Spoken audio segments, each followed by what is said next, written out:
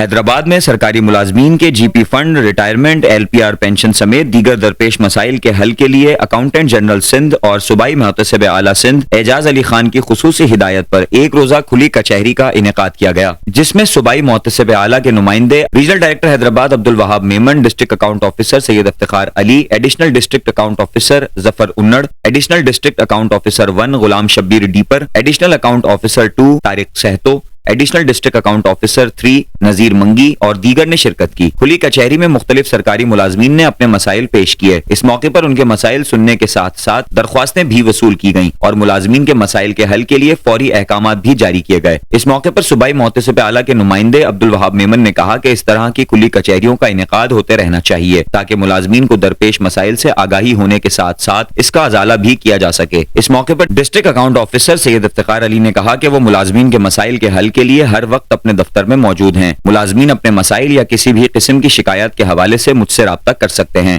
اور میرے دروازے کسی بھی ملازم کے لیے ہر وقت کھلے ہیں۔ ملازمین کے مسائل کے حل میں کسی بھی کوتاہی کو برداشت نہیں کیا جائے گا اور ان کے مسائل کو ترجیحی بنیادوں پر حل کیا جائے گا۔ اس موقع پر ظفر انڑ، طارق سہتو اور نذیر منگی نے بھی سرکاری ملازمین کے سوالات کا جواب دیا۔ کھلی کچہری میں ملازمین سے 16 درخواستیں وصول کی گئیں اور 8 درخواستوں پر موقع پر ہی احکامات جاری کیے گئے۔